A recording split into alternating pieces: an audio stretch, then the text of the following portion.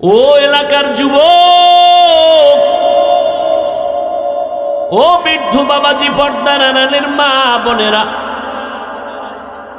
দুনিয়ার রং তামাশায় তো কম সময় কাটাও নাই রে যুবক। আজান কানে শুনছো, ইচ্ছা করে পারলে মসজিদে যাইলে পারতা যাও নাই, গাদ্দারি করে মনে চায় না যাও নাই।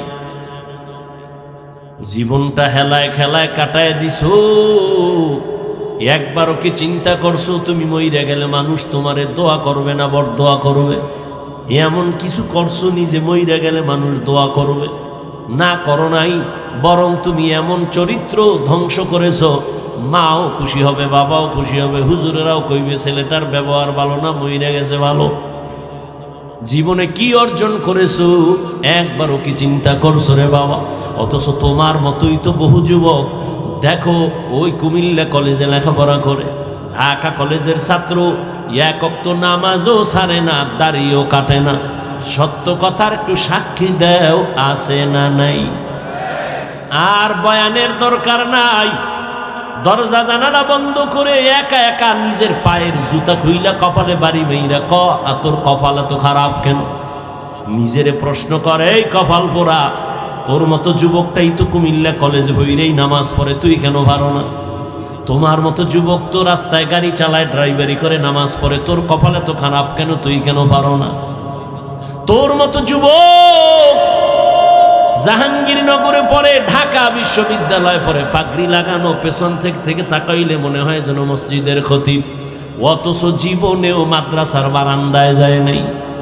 এমন কেন হইছ রে বাবা? কলেজে বইরা কয়ে ওলামায়ে কেরামের রং লাগাইছি। আমাকে হুজুর বয়ান দরকার নাই, তোমার লাইনের যুবক দিয়ে তোমাকে তুমি সাইজ করো। আর যদি কও না হাফিজ ভাই যা বয়ান টয়ান করেন এগুলো তো যা বুঝি এটি হাসা মিশা সব আউলানো, তাহলে কোরআন শরীফ থেকে খালি একটা ভুল বাড়ি করে দাও, এখন দাড়িটা কেটে ফেলবো, প্যান্ট শার্ট টাই লাগায় এখন নাম রাস্তায় নাচ গানে নেমে যাও। কারণ আমাদের সব কিছুর মূল কোরআন। আল্লাহ আছে এক, দলিল কোরআন। কিয়ামত হবে দলিল কোরআন। জান্নাত আছে দলিল কোরআন। জাহান্নাম আছে দলিল কোরআন। সব কিছুর মূলে কোরআন। কোরআনে ভুল হলে সব ভুল, একটা ভুল বের করে দাও আর আল্লাহর পথে ডাকবো না। কিন্তু তুমি কেন ১৫০০ বছর পর্যন্ত বড় বড় পণ্ডিতেরা অপচেষ্টা কম করে নাই কোরআনের ভুল বের করার জন্য। ভুল বের করতে গিয়া নিজের জীবনের ভুল ধরা পড়েছে, মাথা নত করে কালেমা ওয়ালা মুসলমান হয়ে গেছে। তোমার ধর্মের কিতাব কোরআন দেখে বিধর্মী মুসলমান হয়, কিন্তু কি হলো রে যুবক, তুমি কেন নামাজ পড়ো না? কি তোমার সমস্যা বলো? কেন তুমি নামাজ পড়ো না? তোমার পেছনে দেখছো নি কতগুলো টুপিওয়ালা মেহনত করে? তাবলিগওয়ালাদের মেহনত, পীর মাশায়েখের মেহনত, জুমার দিন খতিবের মেহনত, আমগো বক্তাদের মেহনত। সারাটা বছর সারা দেশে দৌড়াই, কুত্তার মতো দৌড়াই। 3 ঘন্টা মাত্র ঘুমায়া কুমিল্লা আসছি, এইভাবে দৌড়াচ্ছি। কালকে এই টাইমে বয়ান করতেছিলাম রংপুর শহরের উপরে।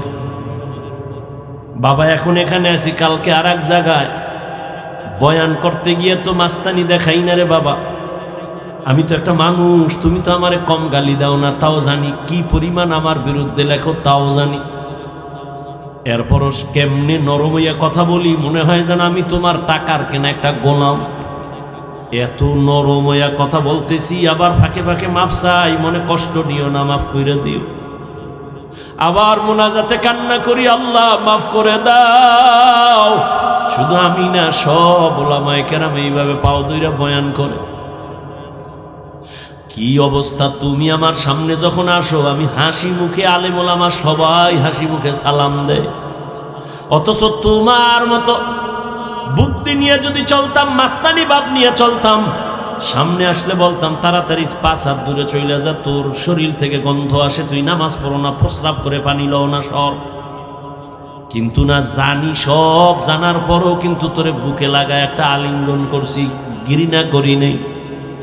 মাথায় হাত দিছি, হাতটা বাড়ায় দিছি সালাম দেওয়ার জন্য। মনটা বেজার করি নাই, হাসি মুখে কথা বলেছি। এতটা কেন করি? কি স্বার্থ? আমগো টাকা দাও তাও না, ইমামের বেতন আটকায় রাখছো, ঠিক মতো বেতনও দাও না। সভাপতি বেতন দেয় 100 টাকা মাসে, তাও ঠিক মতো মাসে মাসে দেয় না সভাপতি। সেক্রেটারি বেতন দেয় 50 টাকা, তাও প্রতি মাসে ঠিক মতো দেয় না। এরপরও কোনো ইমাম কোনো মুসল্লির সাথে খারাপ আচরণ করে না, বরদোয়াও করে না। এত সুন্দর বুঝানোটা যদি আমি হিন্দুদের মন্দিরে গিয়ে বুঝাইতাম রে যুবক, 12 মাস লাগতো না, মাত্র 6 মাস দৈনিক 1 ঘন্টা কইরা যদি হিন্দুদের মন্দিরে গিয়া বয়ান দিতাম, খ্রিস্টানদের গির্জায় গিয়া বয়ান দিতাম, আমার মন বলে ইনশাআল্লাহ এদেশের হিন্দু খ্রিস্টান সব মদিনার আশেক হয়ে যাইত। অথচ তোমার পেছনে 12 মাস 12 মাস 12 মাস ফজরের পরে, জোহরের পরে, আসরের পরে, মাগরিবের পরে বয়ান আর বয়ান আর বয়ান। মানুষ এমন ভাবে টানতেছে মনে হয় যেন 5 মিনিটের জন্য হুজুর আসবেন, একটু দেখা কইরা যাবেন, এইভাবে মানুষ টানে। এত বয়ানের পরেও কেন পরিবর্তন নাই? এর একমাত্র কারণ তুমিও মুসলমান, আমিও মুসলমান, তোমার আমার আল্লাহ এক, নবী এক, কোরআন এক, কাবা এক, ধর্ম এক, কালেমা এক। তাহলে তোমারে আমার বুঝাইতে হবে কেন? অথচ তোমারে বুঝাইয়াও টুপি মাথায় দেওয়াইতে পারি না। আমি মুসলমান, টুপি খুলতে চাই না, লজ্জা পাই। আর তুমি কেমন ভিআইপি মুসলমান, টুপি মাথায় দিতে চাও না, লজ্জা পাও। আমি দাড়ি কাটতে চাই না, লজ্জা। তুমি কেমন মুসলমান যে দাড়ি রাখতে চাও না, লজ্জা। আমি মুসলমান, মসজিদে না ঢুকলে লজ্জা পাই। তুমি কেমন মুসলমান যে মসজিদে ঢুকতে গেলে লজ্জা পাও।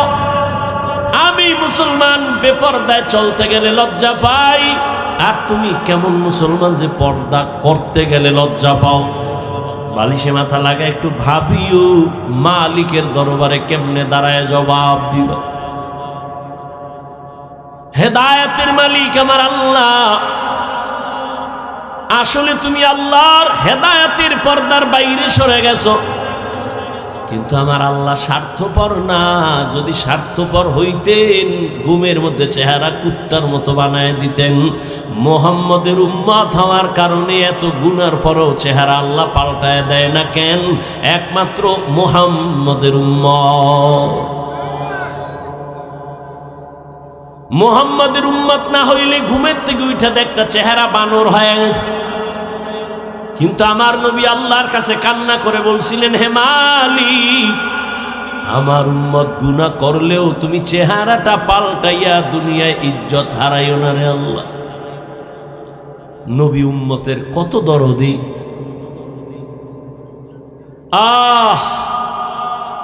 জীবনে সব পাইছো, আল্লাহরে পাও নাই তো কিছুই পাও না।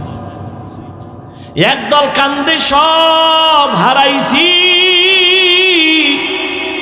আর একদল কাঁদতেছে পাইয়াও পাইতেছি না, উপায় কি? কিন্তু যাদের কাছে কোরআন আছে, নবীর আদর্শ আছে, এদের মাথায় কোনো টেনশন নাই।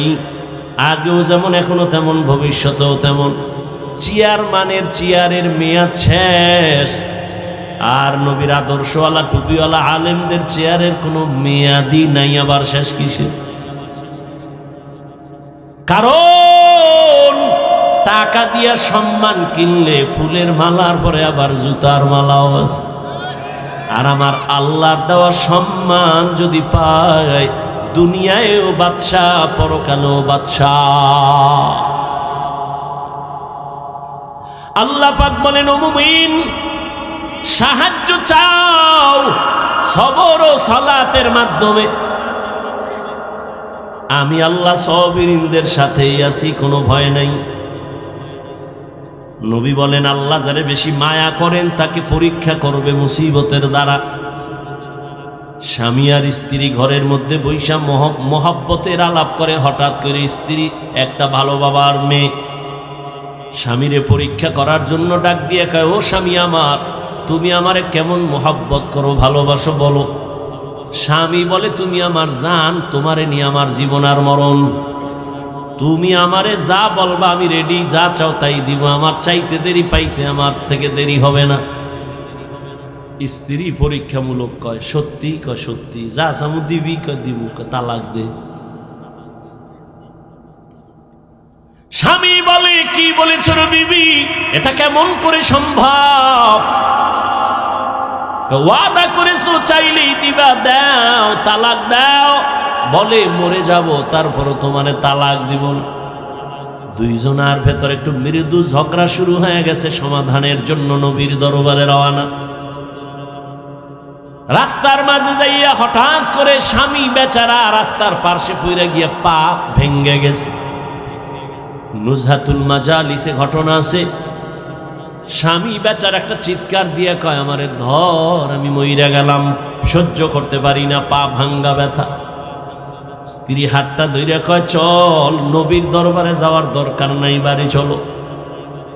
বাড়ি যাইয়া স্বামীর হাত ধরে কয় স্বামী আমারে মাফ করে দাও, আমি যে তালাক চাইছিলাম কথাটা ফিরায় নিলাম, উড্ড করে নিলাম। স্বামী ডাক দিয়া কয় বিবি তালাক কেন চাইছো? আবার চাওয়ার পরে কেন আবার উড্ড করে নিতেছো, কারণ কি? বলে তুমি কি নবীর হাদিস শুনো নাই? কি নবী বলছেন আল্লাহ যারে বেশি ভালোবাসবেন মুসিবত দিয়া তার একটু পরীক্ষা নিবেন, চোখের পানি নিবেন। আমি তোমার ঘরে আসছি আব্বা আম্মার মায়া সারিয়া, তোমার ঘরে এত বছর ছিলাম, কোনো মুসিবত দেখি নাই, কান্নাও নাই। যেখানে মুসিবত নাই ওখানে খোদার রহমত নাই, যেখানে আল্লাহর রহমত নাই সেখানে আমিও থাকতে চাই না। কিন্তু রাস্তার মাঝে যাইয়া যখন তুমি পা ভেঙ্গে চোখের পানি ছেড়ে কাঁদছো, আমার মালিকের রহমত তোমার উপরে চলে আসছে, তোমার আল্লাহর পরীক্ষা শুরু হয়ে গেছে, রহমত নেমে আসছে। আমি নিয়ত করেছি যেখানে মুসিবত আছে ওখানে রহমত আছে, আর যেখানে আল্লাহর রহমত আছে সেখানে আমিও আছি। জিন্দেগি মে বন্দগি তু কর নহি, জিন্দেগি মে বন্দগি তু কর নহি, जिंदगी बे बंदगी शर्मिंदा है, जिंदगी बे बंदगी शर्मिंदा है। খারাপ লাগে? এই যুবক ঘুমাও, এটার লাগে একটু একতারা হইলে মজা লাগতো না? গানের তার কানে লাগাইয়া ঘুমাইতেছ রে যুবক, 5টা সেকেন্ড যদি ভাবতি যে ঘুমের মধ্যেও তো আজরাইল আসে, আমার রুমের মধ্যে যদি আজরাইল অন্ধকারে আইসা দেখে আমার কানের মধ্যে গানের তার লাগানো, হেডফোন লাগানো, আমি মুসলমান, আমি মালিকের দরবারে কেমনে জবাব দিব? রহমতের নবী বলেন ঢোল বাদ্যের আওয়াজ যদি পাও কানে আঙ্গুল দিও, এটা শয়তানের আওয়াজ। আর এমন কোন গান নাই যে গানের আওয়াজে মানুষের গুনার দিকে আকর্ষণ বাড়ে না। কিন্তু বাবা আজকে একটা দাবি কইরা যাই, পারলে মানিও। আবদার, অর্ডার নয়, আবদার। কলিজা দিয়ে একটা আবদার করি রে যুবক, আমার বয়ানে তো মোবাইল বন্ধ করবি না। মক্কার ইমামাইয়াও যদি তোরে 1 লাখ টাকা দিয়াও কসম করায় কোরআন মাথায় নিয়ে, তারপরেও মোবাইল ছাড়বি না। মা ছাড়তে রাজি, বাপ ছাড়তে রাজি, মোবাইল ছাড়তে রাজি না। যেহেতু চালাবি, এই মোবাইল নিয়ে মরবি, ওয়াদা করছো, তাহলে আর কেমনে ফিরাম? তবে একটা আবদার করি, সারা রাত্র তো মোবাইলের ডিউটি নিয়েই থাকো, যখন ডিউটি শেষ হয়ে যাবে নিয়ত কইরা ফেলাইছে এখন ঘুমাবো, মোবাইল অফ, ঠিক ওই সময় আমার আবদারটা পারলে একটু রক্ষা করিও। মাঝে মাঝে যখন তুমি ঘুমায় যাবা, তোমার এখন ডিউটি শেষ, ওয়াদা ছিল কথা বলবা তাও শেষ, এখন দোনোজনে রেস্টে যাইবা। রেস্টে যাওয়ার আগে মোবাইলের মধ্যে একটু সার্চ দিও, ইউটিউবে গিয়ে লিখবা কোরআনের তেলাওয়াত, দেখবা মক্কা মদিনার ইমামদের তেলাওয়াত চলে আসবে। তুমি একটা তেলাওয়াতের মধ্যে টাচ কইরা চালু কইরা বালিশের পাশে মোবাইলটা ফালায় দিও। এবার তুমি তোমার ইচ্ছা মতো ঘুমায় যাও, কোরআনের তেলাওয়াত চলতে থাকবে, তুমি শুনতে শুনতে ঘুমায় যাও। একদিন তুমি নিজে কানে ধরে ওয়াদা করবা জীবনে আর গান শুনবো না। তেলাওয়াতে কলিজা এমন ভাবে টানবে চোখের পানিগুলো পড়বে। একজন শিল্পী কবির বিন সামাদ আমার সাথে রাস্তায় দেখা হয়েছে, মদিনায় দেখা হয়েছিল উমরায়। কলিজা দিয়ে আমাকে শ্রদ্ধা করে, শুধু মোহব্বত না। গাড়ি থামায়ে দেখা করছে, তো বললাম আরো পরে বয়ান করতো, তো অনেক দূরে চলে যাবে। তো আলহামদুলিল্লাহ অনেক বক্তব্য হয়েছে। এরপরও কেন আপনারা এত কুয়াশা, পানি পড়তেছে, ঠান্ডা, নিচের বিছানাও কোয়ালিটির বাইরে, এরপরও বসে আছেন। 100 জন লোক থাকলে ওখানে 99টা যুবক বসা। ঢুকার সময় কিন্তু বহু বয়ান কানে আসছে, যারা আমারে খুব ভালোবাসে, এরা অনেক সুন্দর সুন্দর আওয়াজ দিছে আমারে মোহব্বত কইরা। আমি এই দোষ, আমি এই খারাপ, ওই খারাপ, এর বয়ান শুনে লাভ কি? বহু বন্ধুরা রাস্তায় দাঁড়ায় দাঁড়ায় আমারে খুব বয়ান দিছে, আমি গাড়ির ভিতরে বইয়া শুনছি, দোয়া করছি, আল্লাহ এরকম একটা যুবক হেদায়েত পাইলে তো আমি জান্নাত পেয়ে যাব, আমার আর কিছু দরকার নেই। আলহামদুলিল্লাহ। তো যেহেতু আমি বোকা, কিছু কথা আজকে শুনে যাই। বোকাদের কথাও মাঝে মাঝে কামে লাগে, একটু শুনেন। আপনি মানবেন কিনা ওটা আমার জানার দরকার নেই। জীবনের অর্ধেক কিন্তু শেষ। আপনাদেরকে বলছি, বিশেষ করে যুবককে বলছি, এই যুবক, জীবনের অর্ধেক শেষ। যদি 60 বছর বাঁচো, অর্ধেক নাই। 50 বছর হায়াত থাকলে অর্ধেক শেষ, বাকি অর্ধেক বাঁচবা না মরবা, সিদ্ধান্ত নাও। যদি বাঁচবো, কিন্তু ওই বাঁচা বাইছে লাভ কি? বিছনায় বইরা থাকবি। কারণ আরো 30 বছর বাঁচতে হলে সুন্দর শরীরের পার্টসগুলো তাজা লাগবে, কানের পার্ট, চোখের পার্টস, হাত। কিন্তু এটি তো 30 বছরের শেষ সীমানায় সে মোবাইল হাতে লইয়া সারাটা রাত দরজা জানালা বন্ধ করে কবিরা গুনাহ, কবিরা গুনাহ, কবিরা গুনাহ করতে করতে করতে করতে চোখের পার্টস নষ্ট, কানের পার্টস নষ্ট, মাথা নষ্ট, ব্রেন নষ্ট, হার্ট নষ্ট, কিডনি নষ্ট। একটা কথাও ফাউল বলছি না এবং হাসির জন্য বলছি না।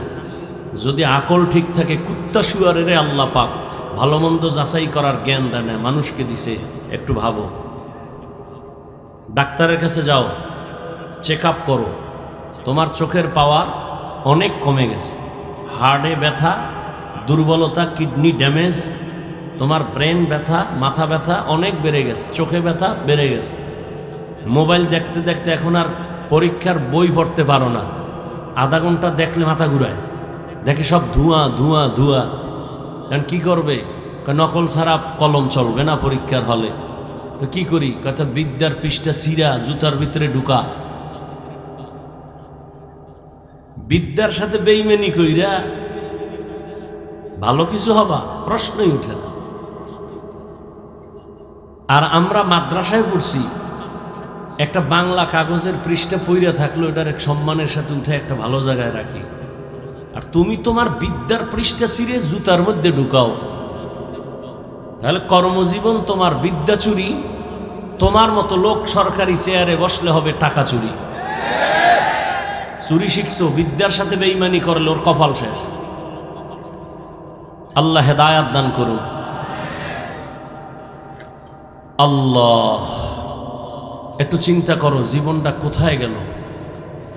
আল্লাহ না করুক যত লাশ দেখি, যুবক যুবক যুবক, পানির নিচে লাশ, কে কয় যুবক, গাড়ির নিচে লাশ, কার, যুবক, ঘুমের বিছানায় লাশ, মা কাঁদতেছে, কে, যুবক, করোনায় মরছে অধিকাংশ যুবক, ডেঙ্গুতে মারা গেল অধিকাংশ যুবক। কয়দিন আর বাহাদুরি। আমি এখানে তোমাকে হুজুর বানাইতে আসি নাই, যুবককে বলছি। আমি পাঁচকল্লি মাথায় দিছি, একবারও বলবো না তুমি পাঁচকল্লি দাও নাইলে কপাল শেষ। আমি কওমি মাদ্রাসার সন্তান, একবারও বলি নাই বলবো না যে তুমি কওমিতে আসো, না হয় ধ্বংস। আমি তাবলিগের লাইনের সন্তান 100, আমি পীরের মুরিদ, একবারও বলবো না যে তুমি তাবলিগ বা পীরের কাছে না গেলে জাহান্নামী। আমি কি বলবো, টোটাল বয়ানের থিম তোমাকে কটা পরামর্শ দিব। তুমি স্কুলে পড়ো, কলেজে পড়ো, চাকুরি করো, ব্যবসা করো, ওখানে থেকে কিভাবে জান্নাত পাইবা এই বিষয়ে কিছু পরামর্শ দিব। অতএব তোমার আতঙ্ক হওয়ার কোনো ভয় নেই। খোলামেলা গ্রামের ভাষায় সহজ কথায় কিছু কথা বলবো।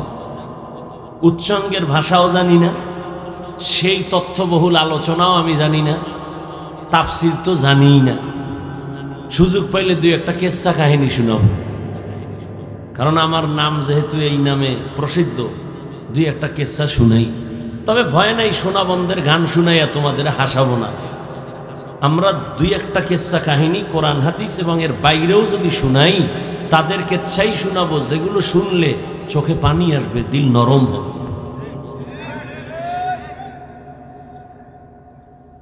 এটা কোন থানা?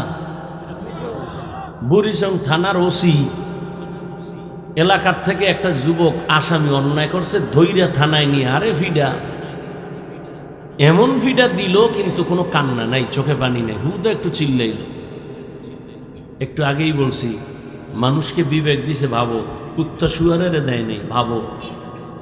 থানায় এমন পিটা দিল ওই আসামিকে কাঁদে না। আর স্টেজে আলেম ওলামা আল্লাহ ওয়ালারা বয়ান করে, ময়দানে যুবক কাঁদতেছে হাউমাউ করে। একটু ভাবো তো, ওরে মারলো কে? একটু ভাবো। পুলিশে বেত্রাঘাত করে কাঁদে না, কোরআনের বাগানে মানুষ বসে বসে কাঁদতেছে, কারণ কি? ওরে মারলো কে? একটু ভাবো। এটা তো এমন এক প্যান্ডেলে বসছো যে রসুল বলেন এখানে বসার সাথে সাথে জীবনের সব গুনাহ মাফ। সুবহানাল্লাহ আসে না? আসবে কেমনে? সাফার জোরে না দাবি করো আমি রসুলের আশেক। ফজর নাই, জোহর নাই, আসর নাই, মাগরিব নাই, এশা নাই, সারাদিন জবানে মিথ্যা, গীবত, খাও গাঞ্জা, টানো বিড়ি। এই জবানে সুবহানাল্লাহ আসতে তো সময়ের দরকার। আল্লাহ আপনি আমাদের সব ভাইকে হেদায়াত দান করেন। আর এমন তো টেনশন নাই যে হুজুর এত রাত্রে ওয়াজ করবেন, ঘুমান লাগবে, এই টেনশন তো নাই। বাঙালি তো আর রাতে ঘুমায় না, সারা রাত মোবাইলের হক আদায় করে। বউয়ের হক, মা বাবার হক, সন্তানের হক আদায় না করতে পারলেও যথাযথ মোবাইলের হকটা রাতে আদায় হয়। আমরা মোনাজাত ধরি বইয়া, আর মোবাইলওয়ালারা রাতে মোনাজাত ধরে হইয়া। হাসিও না। আমি বলছি কেন? হাসির কথা একটাও বলি নাই। তুমি হাসো কেন? আমি যা বলছি তুমি চিন্তা করলে গভীরভাবে তোমার কান্না উচিত যে আমি এত খারাপ, আমি সারা রাত কবিরা গুনাহ করি, চরিত্র বিক্রি করি মোবাইলের দ্বারা, আমি এত খারাপ, আমার কপালের উপরে কারো যেন অভিশাপ লাগছে। তুমি নিজেকে ভালো মনে করো না। তুমি জানো, আল্লাহ না করুন, বুঝাবার স্বার্থে বলছি, তুমি যদি এখন মরে যাও, কথার কথা, ভিতরে ভিতরে মা কানবে ঠিক, কিন্তু মনে মনে খুশি, হুজুর খুশি, ইমাম খুশি, মুরব্বী খুশি, বাবাও খুশি। কেন জানো? মা মনে মনে কইবে, বাবায় কইব, ছেলেটা আমার ঠিক, কিন্তু ওর চরিত্র এত খারাপ, ও মরে গেছে ভালো হয়েছে, না হয় ওর কারণে আমি সমাজে মুখ দেখাইতে পারি না। এবার বুঝো তো তোমার কপালটা কত খারাপ যে তুমি মরে গেলে মা কাঁদবে ঠিক, কিন্তু মনে মনে খুশি হবে।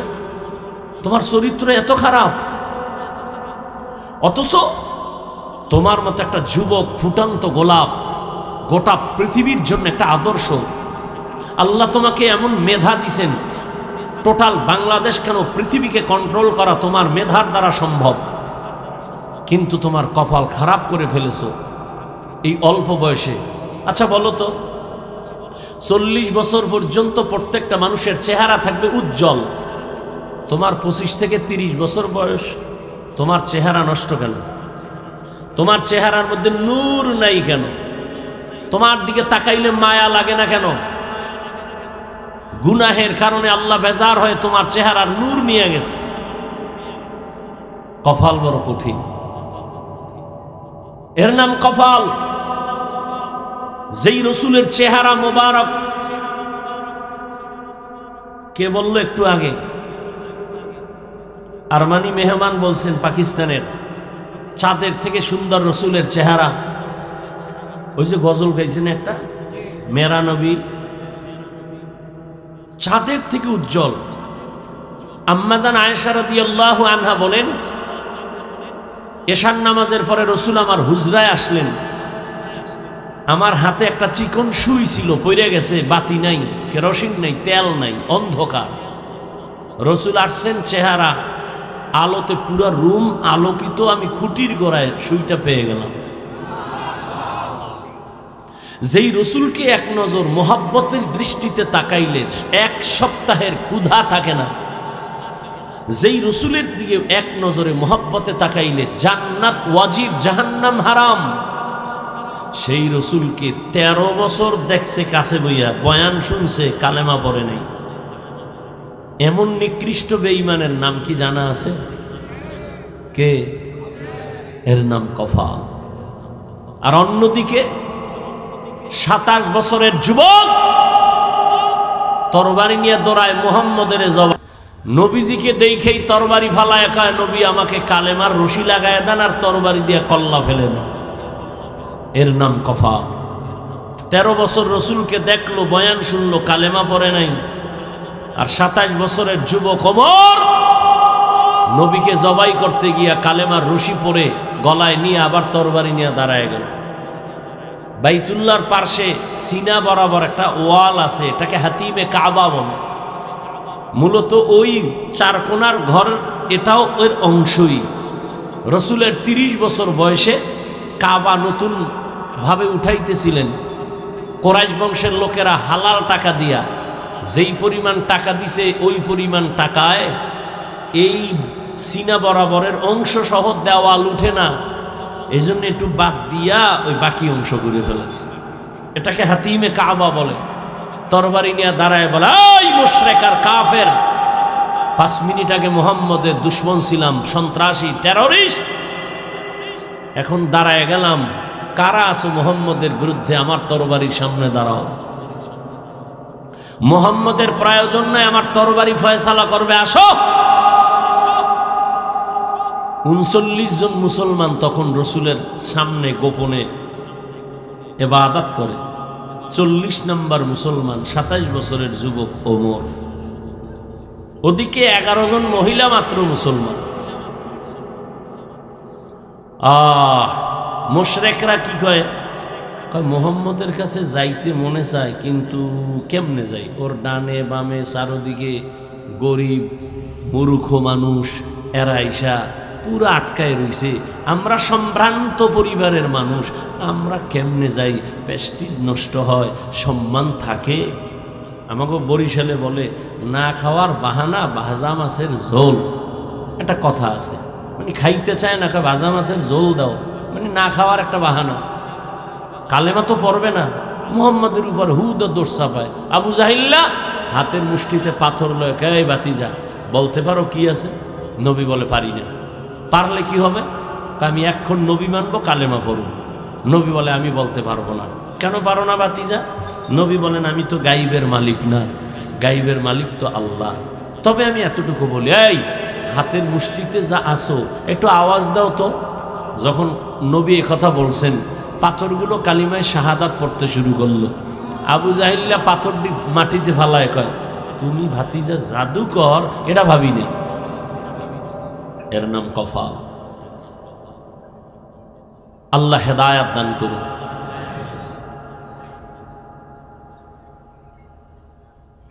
ওলামায়ে কেরাম যে আলোচনা করেছেন, দোয়া করি উম্মাহকে ওলামায়ে কেরামের কথাগুলো সহি তরিকায় আমল করার তৌফিক দান করেন। ওলামায়ে কেরামের ইজ্জতকে আল্লাহ বাড়ায় দেন। ওলামায়ে কেরামের ইজ্জত বাড়লে একটু সমস্যা হতে পারে আপনাদের, না? না, আমিনের আওয়াজে এরকমই ভাবলাম। ওলামায়ে কেরামের ইজ্জত বাড়লে উম্মতেরও ইজ্জত বাড়ে। ওলামায়ে কেরামের ইজ্জত কমে গেলে উম্মতেরও ইজ্জত কমে যায়। কেমনে বুঝাইতে আমার ধৈর্য কতটুকু হবে আপনাদের জানি না। উলামায়ে কেরামের ইজ্জত বাড়া, উম্মতের ইজ্জত বাড়া। কেন? কিয়ামত পর্যন্ত আর এক সেকেন্ডের জন্য নবী আর দাওয়াত দিতে আসবেন না। আসবেন? সাহাবায়ে কেরাম আসবেন? আইম্মায়ে কেরাম, ইমাম আবু হানিফা, ইমামে আজম, ইমাম শাফিঈ, ইমাম মালিক, ইমাম আহমদ বিন হাম্বল, ইমাম বুখারী, ইমাম মুসলিম, ইমাম তিরমিজি, কেউ আসবেন না। বড় বড় আউলিয়া এরাও আসবেন না। কিয়ামত পর্যন্ত এই জাতিকে জান্নাতের পথে ডাকবেন, সঠিক শান্তির ঠিকানা দিবেন একমাত্র শুধুমাত্র কেবলমাত্র উলামায়ে কেরাম। অতএব কারণ এই উলামায়ে কেরামকে মাথার মুকুট বানায় যে রাখবে সে দুনিয়াতেও ধন্য, পরকালেও ধন্য। আর উলামায়ে কেরামের সাথে যে বেয়াদবি করবে ও মরার আগে মরে যাবে। তার মানে রুহু থাকবে, দেহ থাকবে না, বিছানায় পঙ্গু হয়ে পড়ে যাবে। এই বাংলাদেশে যত ঝামেলা দেখো একমাত্র আলেমদের সাথে বেয়াদবির ফলাফল। একটু আগে বলে আসছি আর এক জায়গায় মাগরিবের পরে যে আওয়ামী লীগ গেছি গিয়া লাফাইস না, শিক্ষানে জুলুমের ফলাফল এমনই হতে পারে। লাফাইও না, শিক্ষা না। তুমি জুলুম করলেও কিন্তু খবর আছে। মুসলমানের আন্দোলন একদিন নয়, মুসলমানের জীবন দেওয়া একবার নয়। মুসলমানের আন্দোলন আজীবন, জীবন দিবে বারবার জালেমের বিরুদ্ধে, ইসলামের পক্ষে।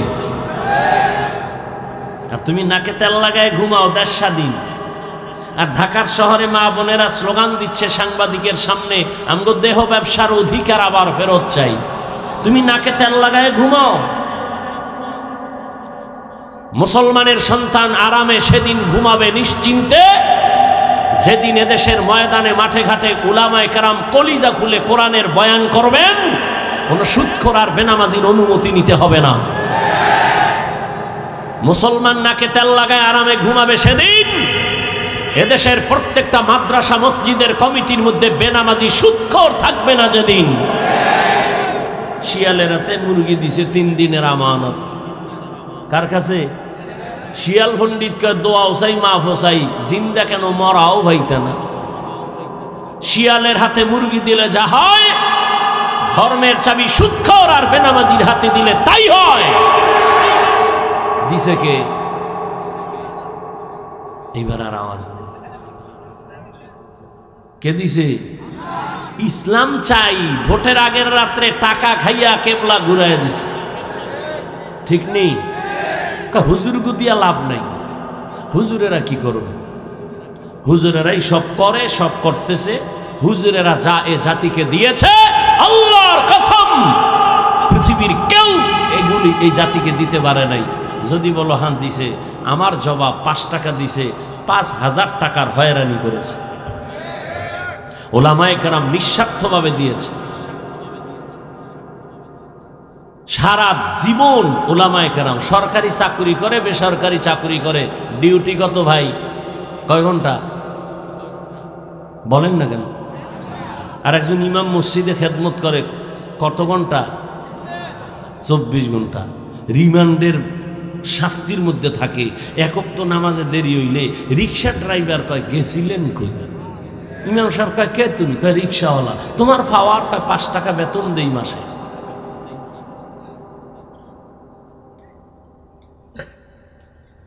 হায় হায়,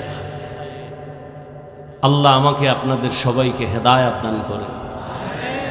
ইয়া আইয়ুহাল্লাযীনা আমানুস্তাঈনু বিস-সাবরি ওয়াস-সালাহ ইন্নাল্লাহা মা'আস-সাবিরিন। আল্লাহ বলেন, হে মুমিন, তোমরা সাহায্য প্রার্থনা করো সবর ও সালাতের মাধ্যমে। নিশ্চয়ই আল্লাহ পাক রব্বুল আলামিন সাবিরিনদের সাথেই থাকবেন। রহমতের নবী বলেন, মাইয়ুরিদিল্লাহু বিহি খাইরান ইউসিব মিন। আল্লাহ যাকে বেশি আদর করেন, মায়া করেন, দয়াময় আল্লাহ তাকে মুসিবতের দ্বারা পরীক্ষা নিবেন। তাহলে মুসিবত আসা একটা নেয়ামত। কার জন্য? মুমিনের জন্য। আচ্ছা, আপনারা ক্ষুধা লাগছে মনে হয় বেশি। বাদাম 2-1 ঘন্টা না খাইলে মরবেন। মরবেন? বাদাম না খাইলে মরবেন। আচ্ছা বাদাম খাইলে কি পেট ভরবে? এক বোতল পানি খাইলে বাঁচতে পারবেন, নাইলে মরবেন। তুই বেহেশতের বাগানে এগুলি কেন? এই জন্য ওয়াজ বাড়ছে, হেদায়েতের কথা শুনবে। এখানে কেন আপনি খাইতে হবে? খাওয়ার জন্য দোকানওয়ালারা বয়ে রয়েছে, সেখানে যান। ওয়াজ উপলক্ষে বিশাল মার্কেট। কিসের দোকান? কয় বেলুন। বিশাল এক বেলুন কিনছে, মোনাজাতের ঘর বাড়ি যে এটার কান্দে লয়ে ঝুলাইয়া। বউ কয় কি নিয়ে আইছো? কয় যে মোনাজাতে বেলুন কবুল হয়ে গেছে। আপনারা হাসেন। কোরআনের মাহফিল, বেহেশতের বাগান, যেখানে বসলে গুনাহ মাফ হয়, সেই উপলক্ষে কেন মার্কেট? দুই একটা চায়ের দোকান, বিস্কিট রুটির দোকান হতে পারে, সেখানে এমন দোকান থাকবে কেন? খেলনার দোকান, বেলুনের দোকান। আবার এমন কোনো দোকান থাকবে কেন যেই দোকানে বেপরদায় নারী ঢুকবে? এই কবিরা গুনার দায় ভাইয়ের কে নিবে? বলে গেলাম আপনাদের কেনা, সারা দেশ ঘুরে তো এগুলিই দেখতেছি। হেদায়াত হয় না কেন? এর কারণ কি? ভাই বয়ান তো আপনারা জানেন, আমি তো শুরুতেই বলছি, আমি নতুন কিছু বলবো না। মিথ্যা বলা হারাম, গালি দেওয়া হারাম, গিবত করা হারাম, মরা ভাইয়ের গোস্ত খাওয়ার সমান, জিনার থেকেও বেশি মারাত্মক গিবত। এগুলি জানেন না? তো বয়ান তো এগুলিই করুন, বাইরে তো কিছু না।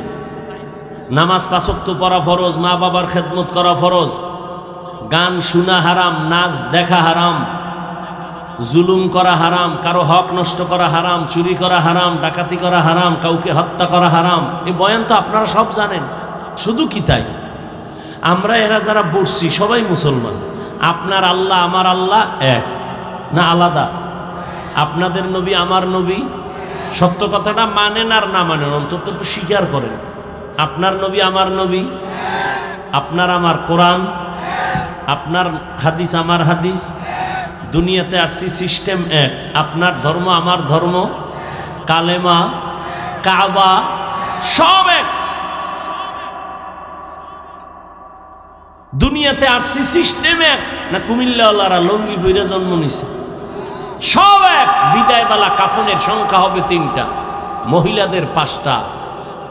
বক্তা হিসাবে একটা কাফন সম্মানে কেউ বাড়াবে না, গরিব হিসাবে কেউ একটা কাফন কমাবে না। কালার হবে আলাদা না? কালারও এক। কাফনের উপরে লেখা থাকবে বড় হুজুরের লাশ, লেখা থাকবে এটা কোটিপতির লাশ। এত ভাব কেন? আজকে আমি বক্তা বক্তা ভাব, তুমি ক্ষমতা টাকার ভাব। এইভাবে কি হবে? সাদা কাফনে ঢুকলে সব বাহাদুরি শেষ। কবরের সাইজও হবে এক, কবরে প্রশ্ন হবে 3টা, তাও এক। রবের পরিচয় দাও, ধর্মের পরিচয় দাও, রাহমাতুল লিল আলামিনের পরিচয় দাও। রহমতের নবী বলেন, এই 3টা প্রশ্নের জবাব যারা দিয়া দিবেন তাদের কবর হবে রওজাতুম মির রিয়াজিল জান্নাহ। আর এই 3 প্রশ্নের জবাব যারা দিতে পারবে না তাদের কবর হবে হুফরাতুম মিন হুফারিন নার। কারা পারবে এই প্রশ্নের জবাব? হুজুরেরা। কোনো গ্যারান্টি নাই। হুজুর জবাব দিতে পারবে যদি গ্যারান্টি থাকতো তাহলে 10 জন সাহাবা জান্নাতের টিকিট হাতে নিয়ে সারা জীবন আবার কান্না করে কাটাইতেন না। রহমতের নবী বলেন, আমি আয়েশার হুজরায় শান নামাজের পর ঘুমাই। আমি ঘুমাইলে আমার চোখ বন্ধ থাকে কিন্তু আমার অন্তর ঘুমায় না। রাতের গভীরে হঠাৎ আমার কান সজাগ হয়ে গেছে, কে যেন আমার মাথার পার্শ্বের মসজিদে নববীতে কান্না করে। এই আর একটা কথা বলি নাই, এই জন্য উঠতেছে মনে হয়। বয়ান বক্তার এলেমের আমলের বাহাদুরিতে বয়ান হয় না। সম্পূর্ণ বয়ান নির্ভর করে শ্রোতাদের অন্তরের মোহাব্বত আর আকর্ষণের উপর। জানি না এখানে আপনাদের অন্তরের কি অবস্থা। আমি আল্লাহকে ভরসা কইরা বসছি, কারণ নিজেরে ছোট মনে কইরা বসলে বরকত হয়। আর আল্লাহ আমার মনে হয় এই জন্য ছোট বানায় রাখছে। একদিন এক বড় আলেমরে জিজ্ঞেসছিলাম, হুজুর কেন? আমার মনে চায় আমি আরো অনেক উপরে উঠি, লেখাপড়া করি, বিদেশ যাই। কয় না, যদ্দূর আছেন এই সম্মান কয়জনে পায়? আর এই যে আল্লাহ অনেক উপরে উঠায় নাই, বড় মুফতি হন নাই, এটা হইলে হতে পারে আপনি অহংকারে লাইন ছাড়া হয়ে যাইতেন।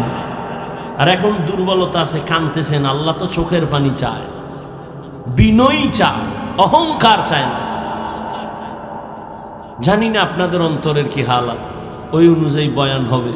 বক্তব্য সব শেষ, বাকি শুধু হাত দুইটা উঠাবো আর আলহামদুলিল্লাহ কয়ে মোনাজাতটা দিব। আর হাত যদি উঠাইয়েই ফালাই, আর জীবনে এখানে আমু কিনা তাও জানি না, বয়ান আর দেখা হবে কিনা তাও জানি না। তবে নিজের কপালটাও নষ্ট করিয়েন না, অন্যেরও ক্ষতি করিয়েন না। কিছু কথা বলার তৌফিক আল্লাহ দিতেছেন, আপনারা দোয়া করলে বলবো, ডিস্টার্ব করেন না, খবরদার। আপনার যদি উঠার ব্যারাম থাকে, ভিতরে ঢুকছেন কেন? আপনি রাস্তায় দাঁড়াবেন, ফাঁকে যাইয়া বাথরুম করবেন, বিড়ি টানবেন, আবার আয়া শুনবেন। চোখের সামনে বসে ডিস্টার্ব কেন? মানুষ ভালো হইতে বহু সময় লাগে, কপাল পুড়তে 1 সেকেন্ড লাগে না।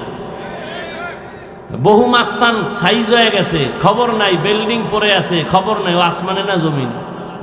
বাহাদুরি কইর না, মাস্তানি ভালো না সব জায়গায়। বহু মাস্তান রাস্তায় কাইতুয়া ঠ্যাং ভেঙ্গা ঘরে বয়ে রইছে।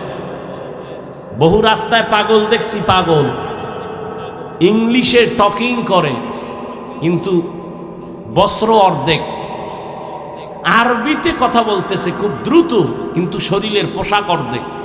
পাগল। ভাবলাম কারণ কি? পাগল আবার ইংরেজি শিখছিনি কোথাও গিয়া? জবাব আসলো অন্তর থেকে, না। তাহলে এই ছেলেটা স্কুল কলেজের ভালো একটা স্টুডেন্ট ছিল, শিক্ষকের সাথে না হয়, মা বাবার সাথে না হয়, কোনো মুরব্বীর সাথে বেয়াদবি করে পাগল হয়ে গেছে। মাদ্রাসার কোনো ভালো ছাত্র ছিল, বেয়াদবি চূড়ান্ত পর্যায়ে করার কারণে আল্লাহ ওরে পাগল বানায় দিয়েছে। পাগল বানাইতে কি বেটা তোরে আলাদা মেডিসিন লাগে?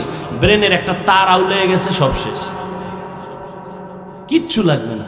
ঘুমের থেকে উঠে দেখবি দুনিয়া পুরাটা অন্ধকার। মাকে বলবি, আম্মু আমি তো চোখে ঝাপসা দেখি। কি হইল? আম্মু কান্না করে, আর মাওলায় না দিলে আর হবে না।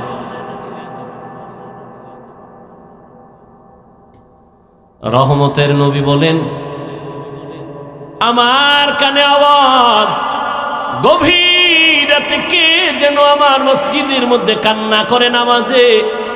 আমার ঘুম ভেঙ্গে গেল, আমি উঠলাম, উঠি আমি বাহিরে গেলাম, নজর করে তাকায় দেখি জান্নাতের 1 নাম্বার সাহাবী আবু বকর নামাজের গভীরে দাঁড়ায় দাঁড়ায় কান্না করতেছি। নামাজ শেষে আমি জিজ্ঞাসা করলাম, হে আবু বকর, নামাজে দাঁড়াইয়া গভীর রাতে কেন কান্নার আওয়াজ? আবু বকর কান্না করে বলেন, ইয়া রাসূলুল্লাহ, আল্লাহর আদালতে দাঁড়াইয়া কেমনে আমি হিসাব দিব সেই ভয়ে নামাজে কান্না করেছে। নবী বলেন, আপনার নামে জান্নাতের টিকিট রেডি 10 জন, আর আপনি শ্রেষ্ঠ, এরপরও কেন এত টেনশন? আবু বকর বলেন, হে নবী, আপনিই তো বয়ান করেছেন কিয়ামতের ময়দান হবে অনেক কঠিন ভয়ঙ্কর, মানুষ সব উলঙ্গ দাঁড়াবে, নারীরা উলঙ্গ দাঁড়াবে, পুরুষেরা উলঙ্গ দাঁড়াবে, নবীরা পর্যন্ত কান্না করবে, সূর্যের গরম সইতে পারবে না। ওই সময় আমার আল্লাহ আমার উপরে কোনো কারণে যদি বেজার হয়ে বলে টিকিট ক্যান্সেল করে দিলাম, কি উপায় হবে আমার সেদিন? ও এলাকার যুবক, ও বৃদ্ধ বাবাজি, পর্দার আড়ালের মা বোনেরা, দুনিয়ার রং তামাশায় তো কম সময় কাটাও নাই রে যুবক। আজান কানে শুনছো, ইচ্ছা করে পারলে মসজিদে যাইলে পারতা, যাও নাই, গাদ্দারি করে মনে চায় না যাও নাই, জীবনটা হেলায় খেলায় কাটায় দিছো। একবারও কি চিন্তা করছো তুমি মইরা গেলে মানুষ তোমারে দোয়া করবে না, বড় দোয়া করবে? এমন কিছু করছো নিজে মইরা গেলে মানুষ দোয়া করবে, না করো নাই, বরং তুমি এমন চরিত্র ধ্বংস করেছো, মাও খুশি হবে, বাবাও খুশি হবে, হুজুরেরাও কইবে ছেলেটার ব্যবহার ভালো না, মইরা গেছে ভালো।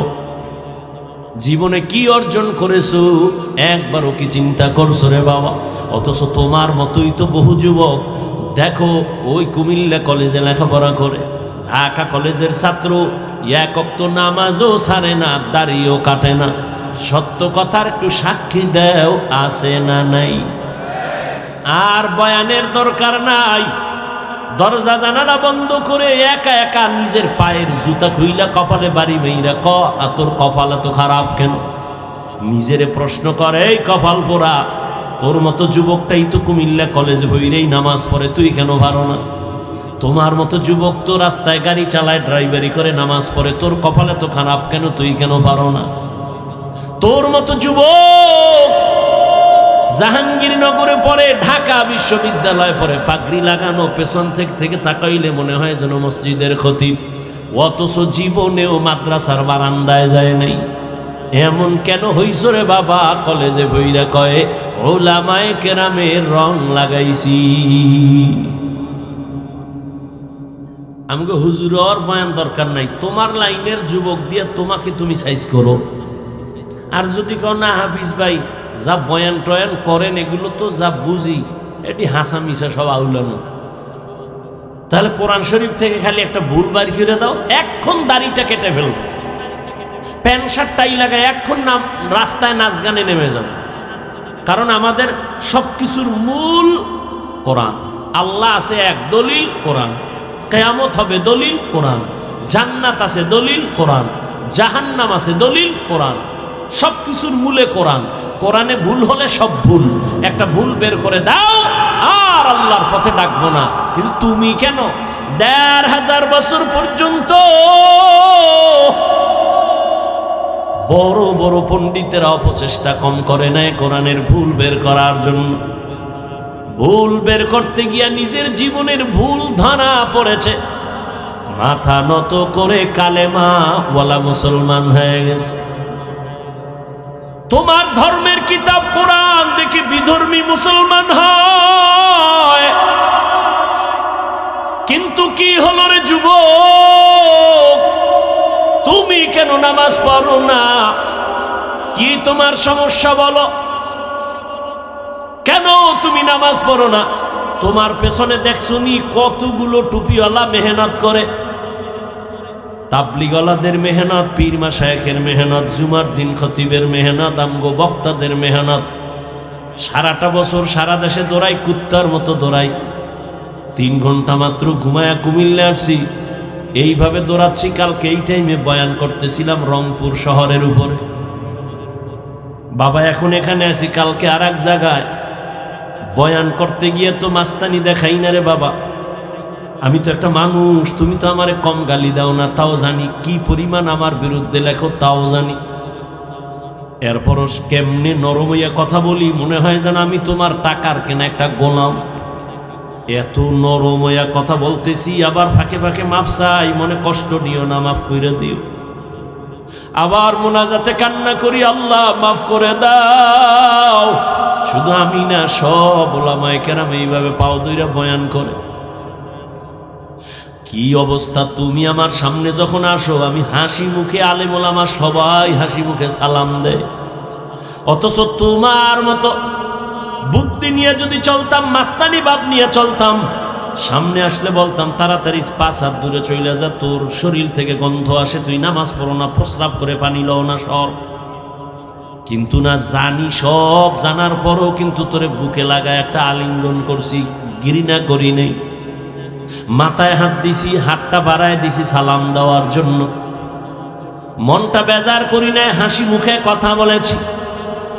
এতটা কেন করি? কি স্বার্থ? আমগো টাকা দাও তাও না, ইমামের বেতন আটকায় রাখছো, ঠিক মতো বেতনও দাও না। সভাপতি বেতন দেয় 100 টাকা মাসে, তাও ঠিক মতো মাসে মাসে দেয় না সভাপতি।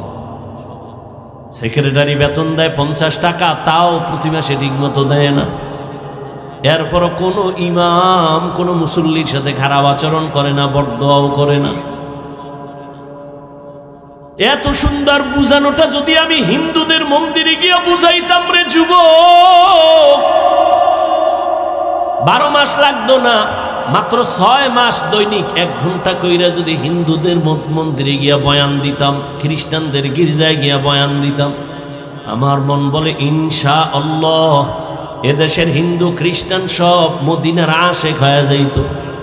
অথচ তোমার পেছনে 12 মাস 12 মাস 12 মাস ফজরের পরে, জোহরের পরে, আসরের পরে, মাগরিবের পরে বয়ান আর বয়ান আর বয়ান। মানুষ এমন ভাবে টানতেছে মনে হয় যেন 5 মিনিটের জন্য হুজুর আসবেন, একটু দেখা কইরা যাবেন, এইভাবে মানুষ টানে। এত বয়ানের পরেও কেন পরিবর্তন নাই? এর একমাত্র কারণ তুমিও মুসলমান, আমিও মুসলমান, তোমার আমার আল্লাহ এক, নবী এক, কোরআন এক, কাবা এক, ধর্ম এক, কালেমা এক। তাহলে তোমারে আমার বুঝাইতে হবে কেন? অথচ তোমারে বুঝাইয়াও টুপি মাথায় দেওয়াইতে পারি না। আমি মুসলমান, টুপি খুলতে চাই না, লজ্জা পাই। আর তুমি কেমন ভিআইপি মুসলমান, টুপি মাথায় দিতে চাও না, লজ্জা পাও। আমি দাড়ি কাটতে চাই না, লজ্জা। তুমি কেমন মুসলমান যে দাড়ি রাখতে চাও না, লজ্জা। আমি মুসলমান, মসজিদে না ঢুকলে লজ্জা পাই। তুমি কেমন মুসলমান যে মসজিদে ঢুকতে গেলে লজ্জা পাও। আমি মুসলমান, বেপরদায় চলতে গেলে লজ্জা পাই। আর তুমি কেমন মুসলমান যে পর্দা করতে গেলে লজ্জা পাও। বালিশে মাথা লাগা একটু ভাবিও, মালিকের দরবারে কেমনে দাঁড়ায় জবাব দিল। হেদায়েতের মালিক আমার আল্লাহ। আসলে তুমি আল্লাহর হেদায়েতের পর্দার বাইরে সরে গেছো, কিন্তু আমার আল্লাহ স্বার্থপর না। যদি স্বার্থপর হইতেন, ঘুমের মধ্যে চেহারা কুত্তার মতো বানায় দিতেন।